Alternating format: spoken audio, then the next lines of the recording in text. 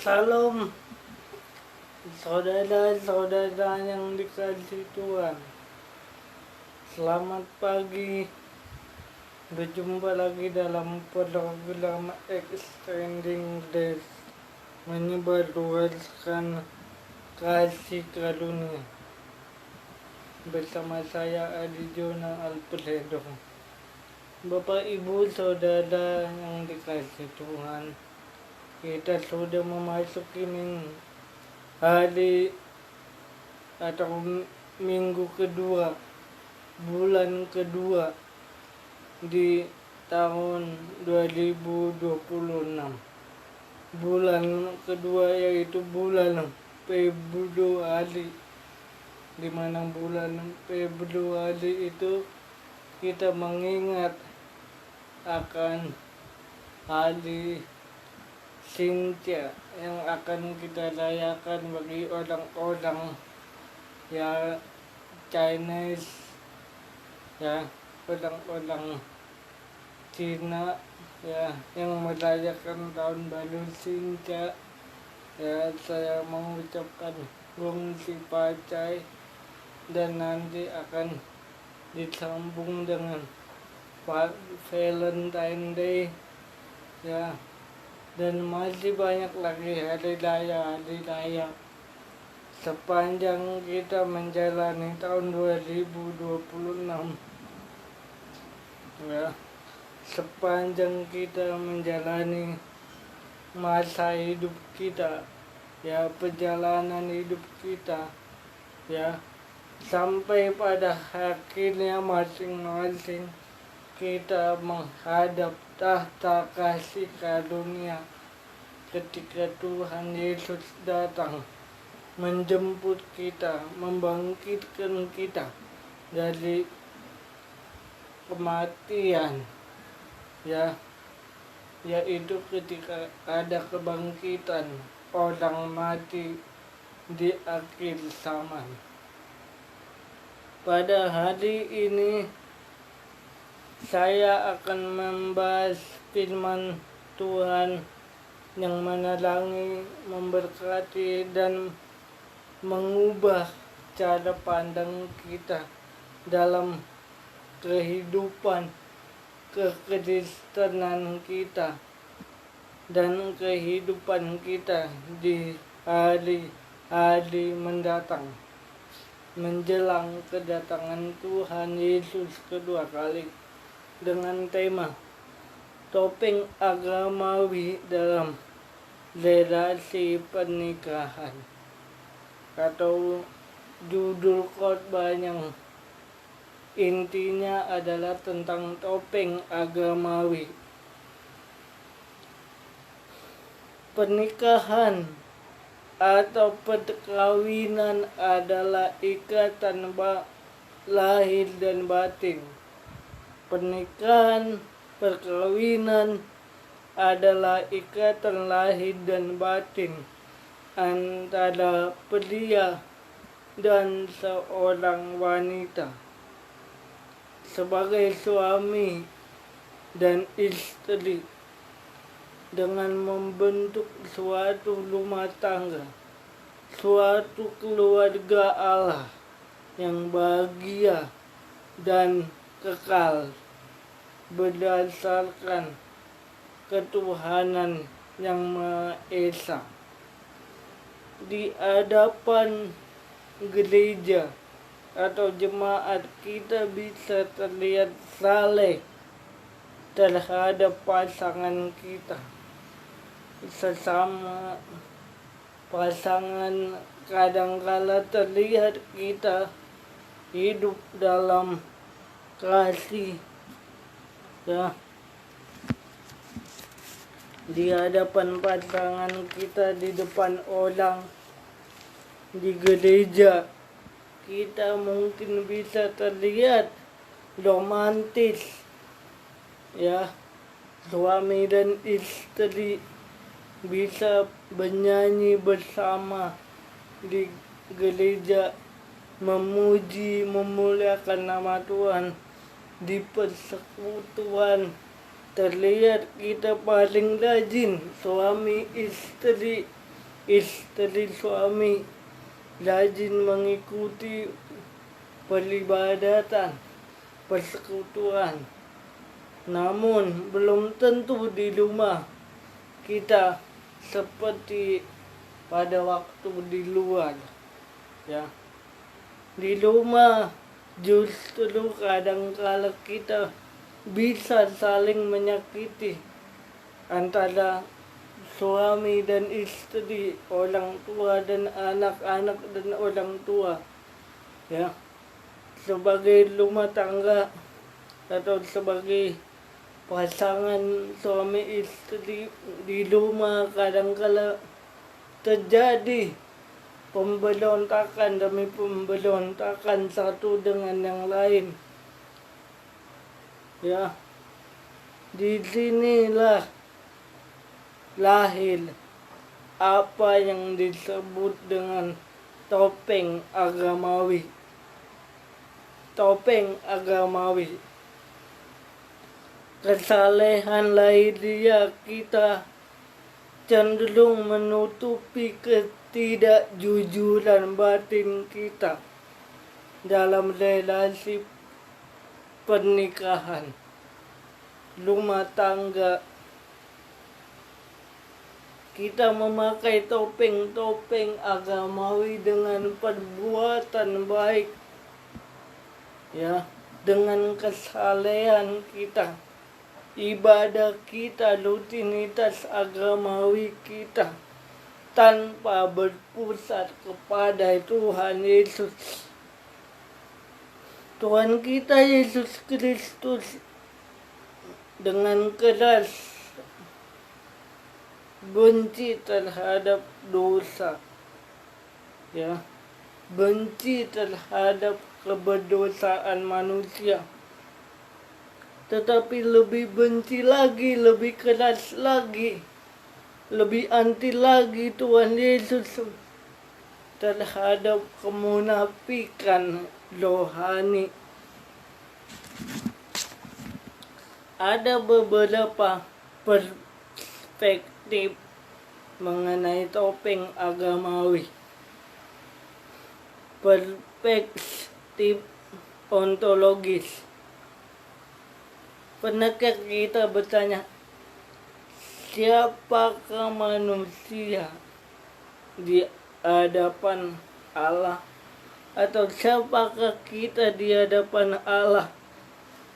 Secara ontologis manusia diciptakan utuh, ya, segambar, serupa dengan Allah, dan telanjang akibat dosa, telanjang tanpa rasa malu di hadapan Allah dan sesamanya. Kejadian 2 ayat 5. Saudara bisa buka yang di rumah. Kejadian 2 ayat 5. Demikianlah firman Tuhan. Ya. Ayat 25. Kejadian 2 ayat 25. Mereka keduanya telanjang, manusia itu dan istrinya, tetapi mereka tidak merasa malu. Ya. Ketika Adam dan Hawa jatuh ke dalam dosa, ya, pada awalnya dia tidak menyadari bahwa ketika dia memakan buah pohon pengetahuan yang baik dan yang jahat, dia merasa bahwa dia belum telanjang, ya, karena iblis berkata di sana,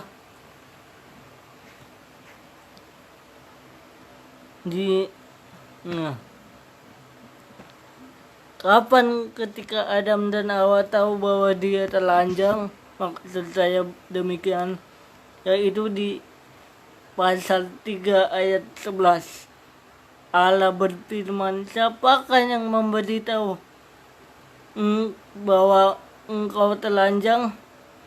Apakah engkau makan buah dari pohon yang kulalang untuk dimakan? Di ayat 9, Tuhan Allah memanggil manusia itu dan berkata, di manakah engkau?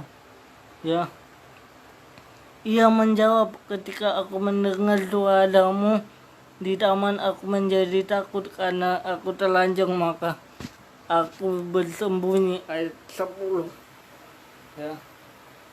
Tanpa sadar kita, manusia, orang-orang di zaman modern ini, kita sulit untuk mengetahui bahwa selama perjalanan hidup kita penuh dengan kemunafikan, penuh dengan topeng-topeng legalisme agamawi. Padahal di situ tanpa kita sadar kita masih penuh dengan keberdosaan, penuh dengan kekurangan, ya, penuh dengan ketidakbenaran, ketidakkudusan, ketidaksucian. Ya, dosa melahirkan topeng-topeng yang merusak keintiman dalam hidup kita, dalam keluarga kita.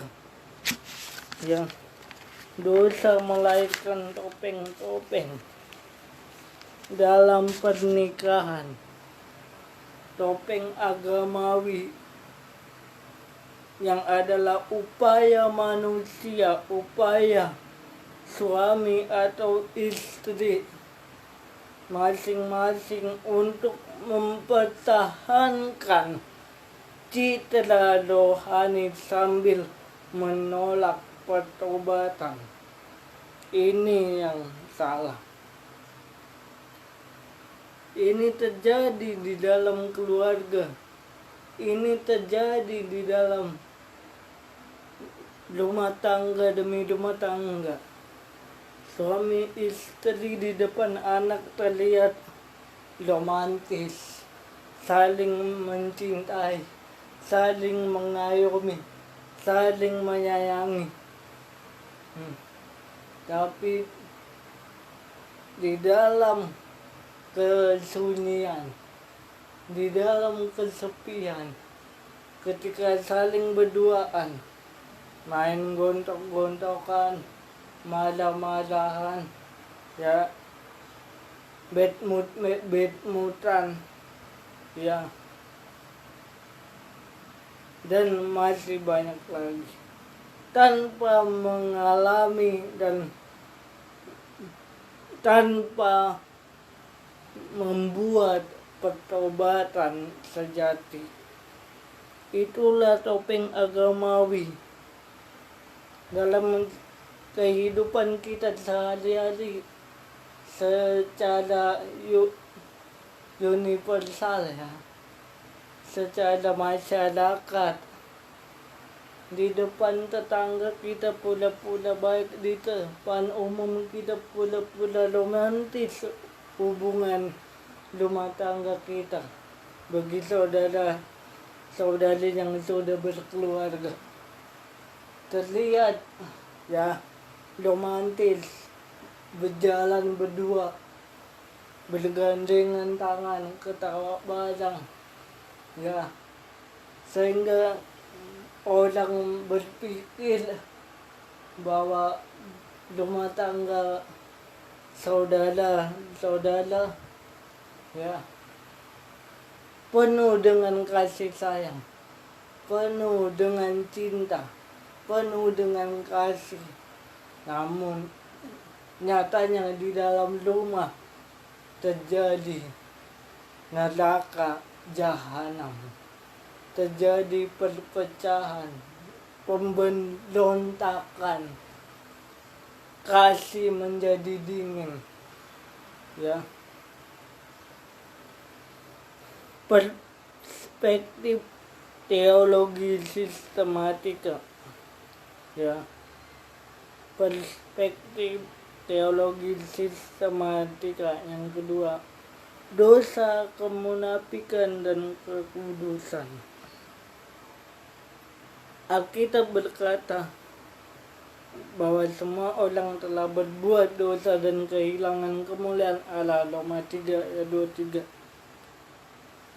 Kalau dalam bahasa teologis, doktrin dosa, ada kata hamartologi, ya, hamartologi dari kata hamartia, ya, dan logi artinya logika, logos, firman, ya. Dosa telah hadir ketika manusia Adam dan Hawa jatuh ke dalam dosa. Topeng agamawi adalah bentuk dosa yang disembunyikan. Sekali lagi, topeng agamawi adalah dosa tersembunyi. Contohnya yaitu merasa benar secara rohani, merasa kudus secara rohani, merasa suci secara rohani, tapi tidak dalam kejujuran akan kasih dan kerendahan hati. Ya, itulah kemunafikan atas dosa. Yeremia pasal 17, ya. Saudara diberkati, amin. Yeremia pasal 17.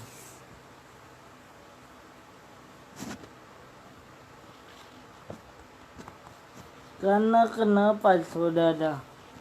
Karena masing-masing kita akan mempertanggungjawabkan apa yang kita lakukan di dalam dunia ini ketika Yesus datang kembali. Ya, kita akan masing-masing menghadap tahta pengadilan Kristus yang menyakitkan dan menakutkan itu.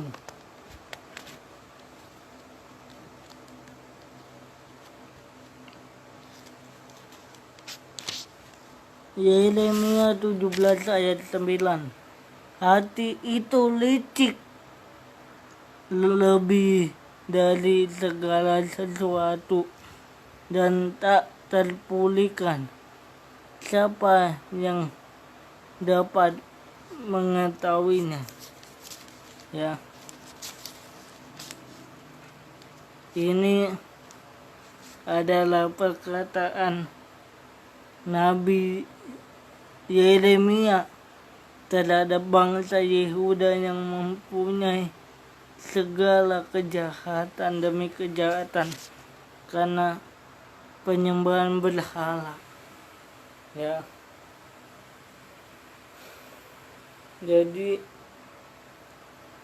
penuh dengan kemunafikan, kelicikan, kejahatan. Ya. Siapakah yang mengetahuinya? Kita mungkin terlihat romantis terhadap pasangan, terlihat happy dengan pasangan.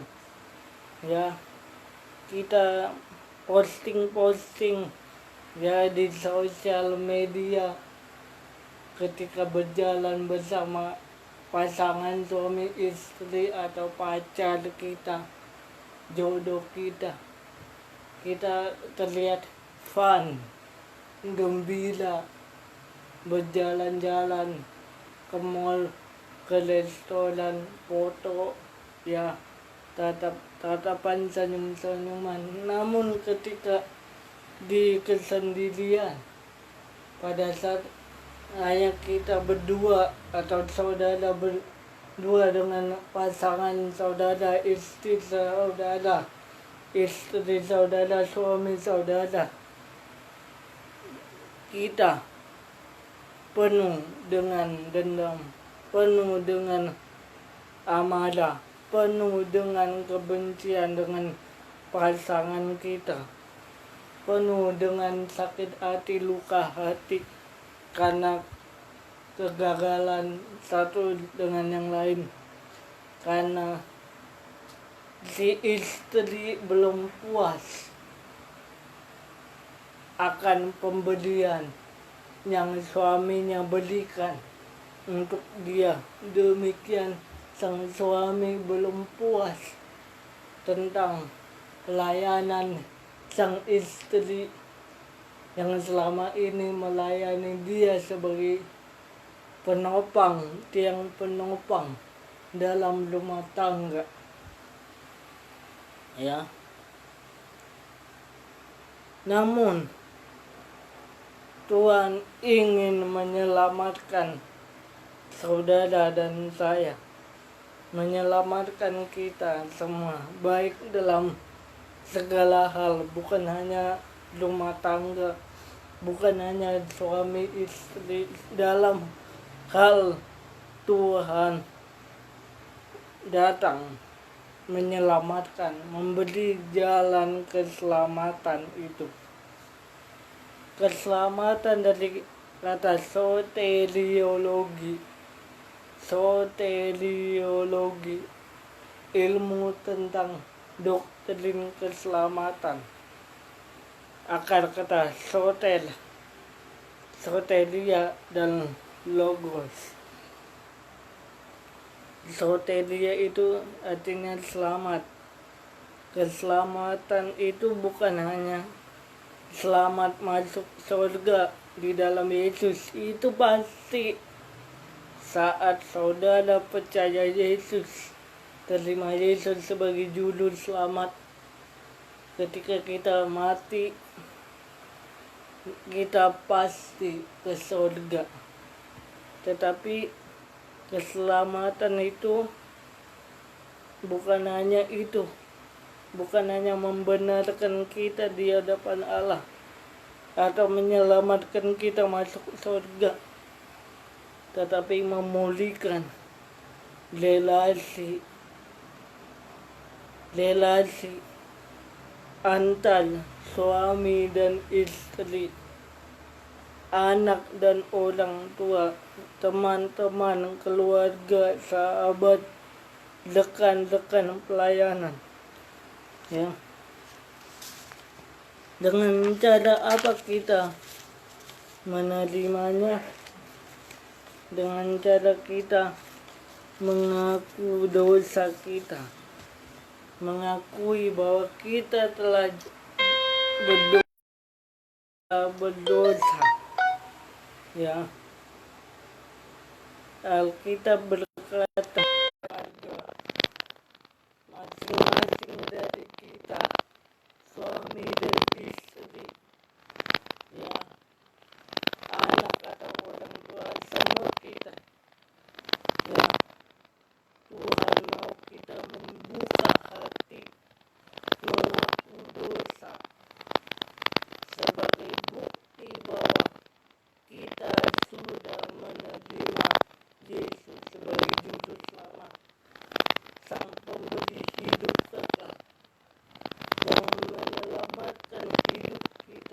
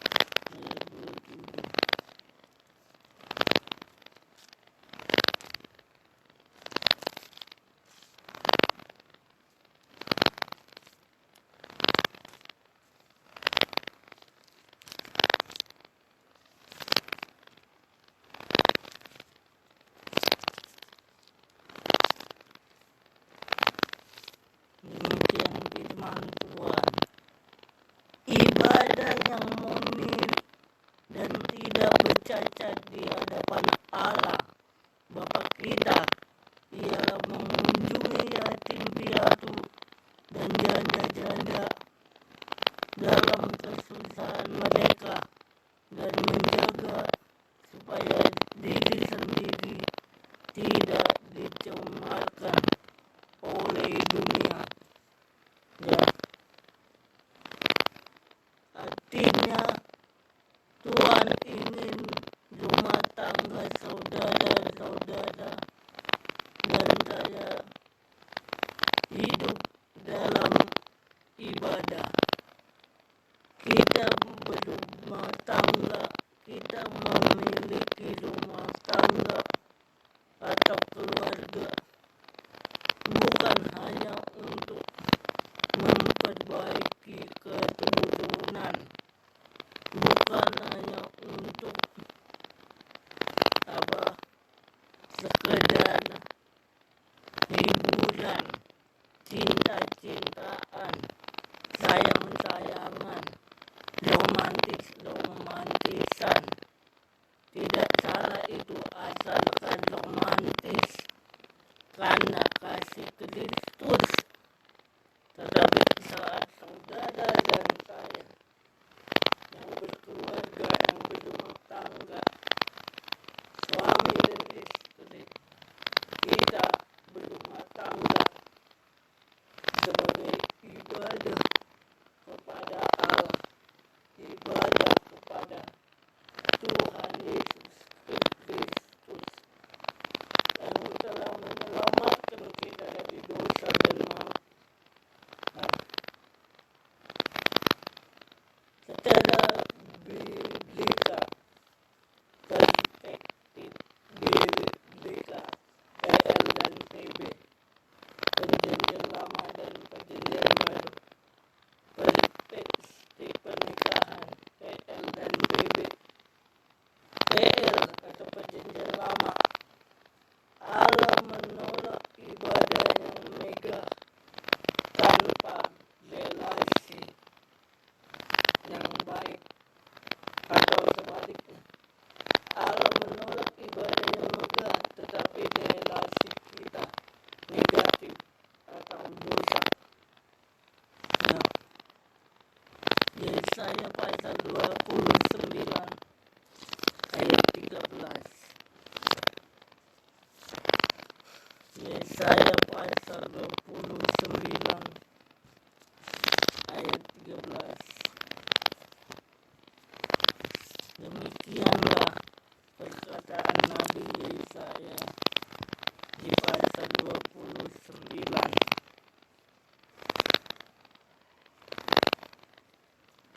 ayat 11 ayat 13.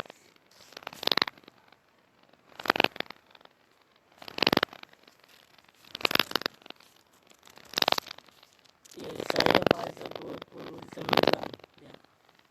Demikian firman Tuhan. Yesaya pasal 29 ayat 13.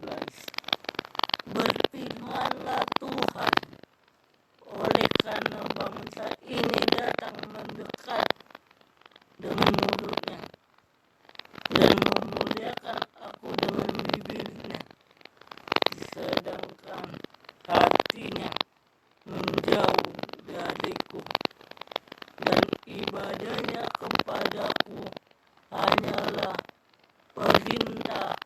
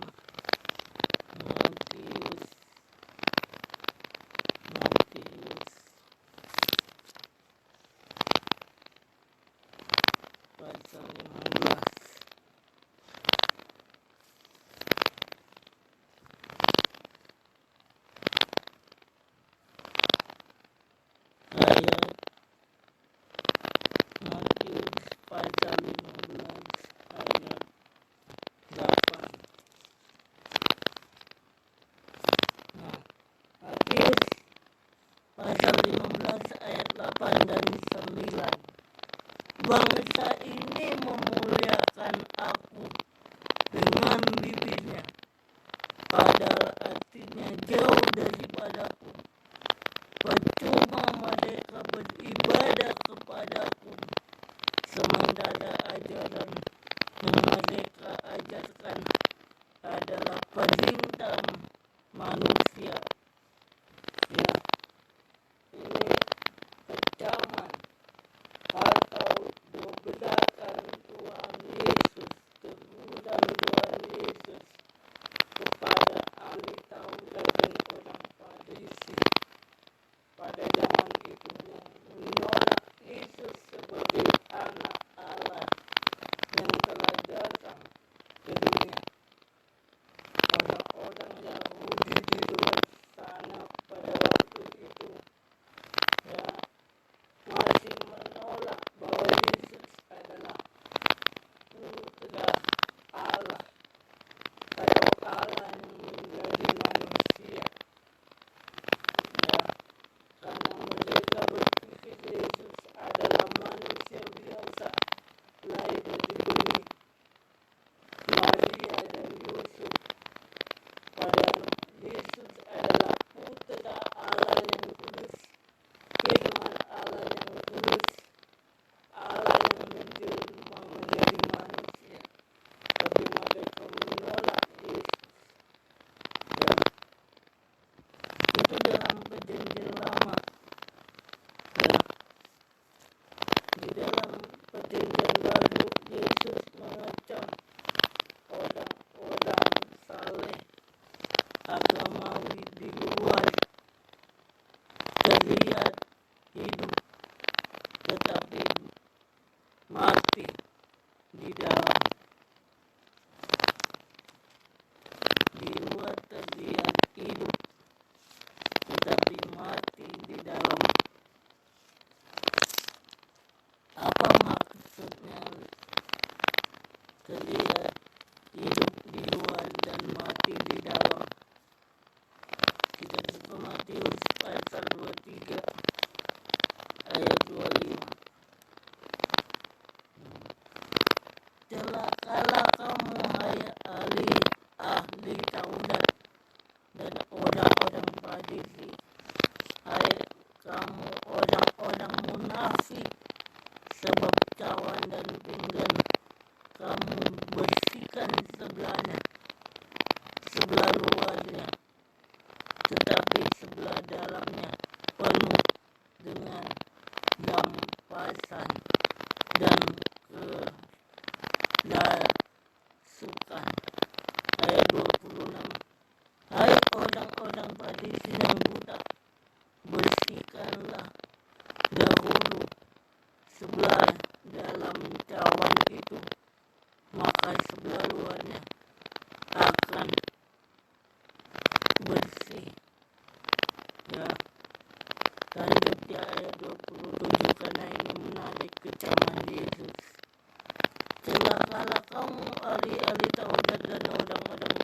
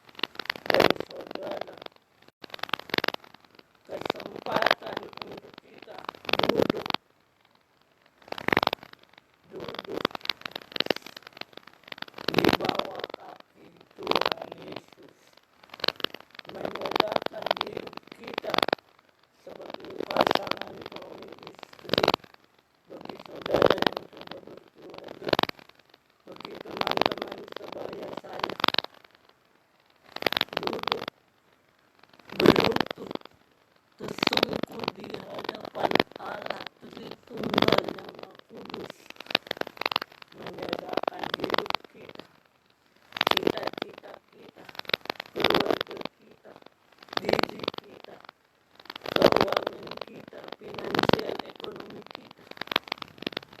Karena Yesus sanggup mengubah itu menjadi lebih baik lagi. Ekonomi kita baik lagi, keluarga kita pulih kembali, masalah kita diselesaikan secara pelan-pelan, perlahan-lahan, sakit penyakit kita disembuhkan oleh biru-birunya. Ya, itulah yang disebut topeng agamawi. Tapi biarlah itu topeng-topeng yang masih menyelubungi hidup kita, hidup saya dan saudara. Kita lepas, kita buka di dalam nama Yesus. Bukan dengan kekuatan saya, bukan dengan kekuatan saudara, tetapi kasih karunia dan penyertaan Tuhan dalam keluarga kita memampukan kita melepaskan topeng-topeng agamawi kita. Ya, tanggalkan topeng-topeng agamawi kita. Ya, tanggalkan semua ikatan-ikatan yang membelenggu kita. Keempat, aplikasi pastoral dalam relasi pernikahan. Pertama tadi saya bilang, lepaskan topeng-topeng agamawi yang menyelubungi kita, menutupi kita. Bangun kejujuran, keterbukaan. Pernikahan tidak bisa diselamatkan oleh ayat-ayat Alkitab yang mungkin kita hafal, tetapi oleh hati yang rendah dan tunduk menegakkan formalitas hidup kita dan memperhatikan firman Tuhan itu, menjadi pelaku dari firman Tuhan itu, maka keluarga kita akan diselamatkan dan pasti selamat. Yakobus 5 ayat 17.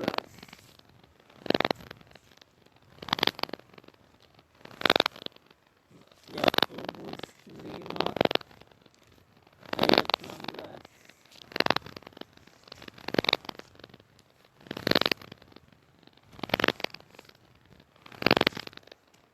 Yakobus 5 ayat 16.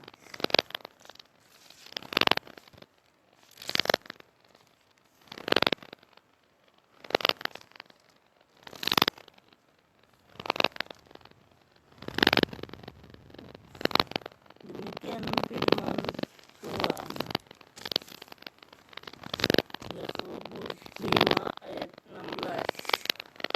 Karena itu hendaklah kamu saling mengaku dosa dan saling mendoakan supaya kamu sembuh. Dikatakan di sini, hendaklah kamu saling mengaku dosamu dan saling mendoakan supaya kamu sembuh. Di bagian B, ya, doa orang yang benar sangat besar kuasanya dan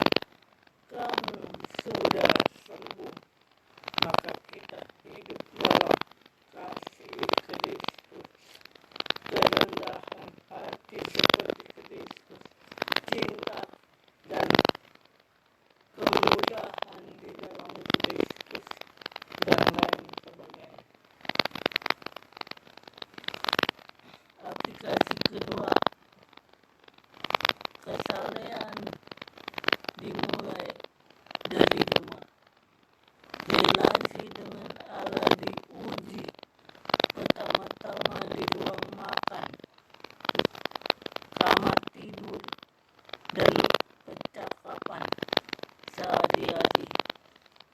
1 Timotius 3. 1 Timotius 3 ya,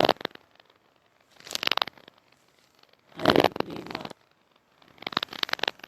1 Timotius 3 ayat 5.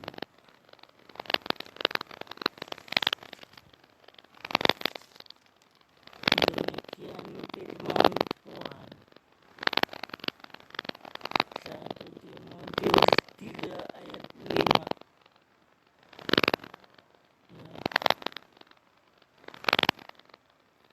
Jikalau seseorang tidak tahu mengepalai keluarganya sendiri, bagaimana ia dapat mengurus gereja Allah atau jemaat Allah? Kata jemaat di sini dikatakan gereja. Jadi kalau seseorang tidak bisa mengepalai keluarganya sendiri, bagaimana dapat mengurus jemaat Allah? Tanpa sadar kita tidak bisa memulai relasi yang baik dengan Allah ketika di rumah.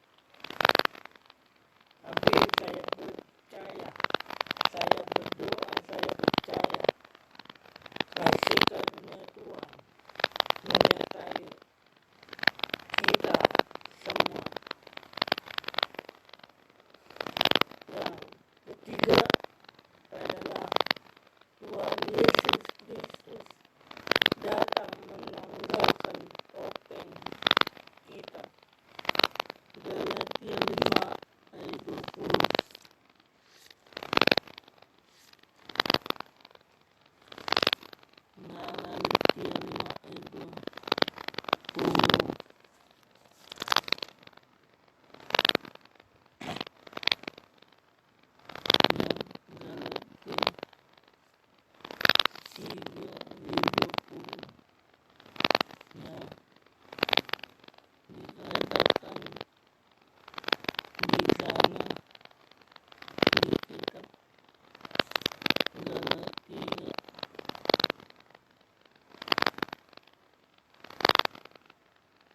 pasal 20 ya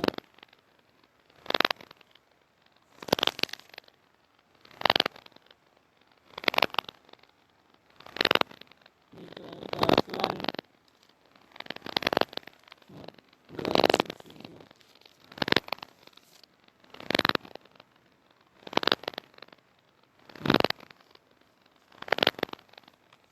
Galatia 2 ayat 20.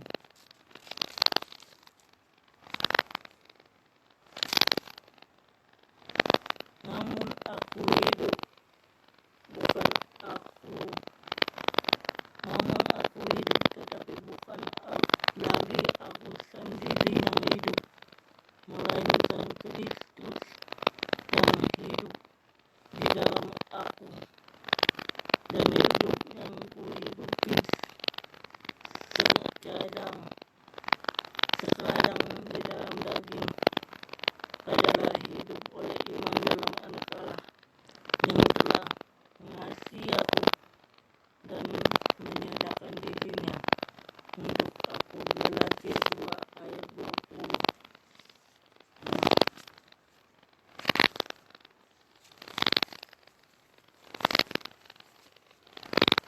Apa yang menjadi inti kesimpulan dari firman Tuhan ini?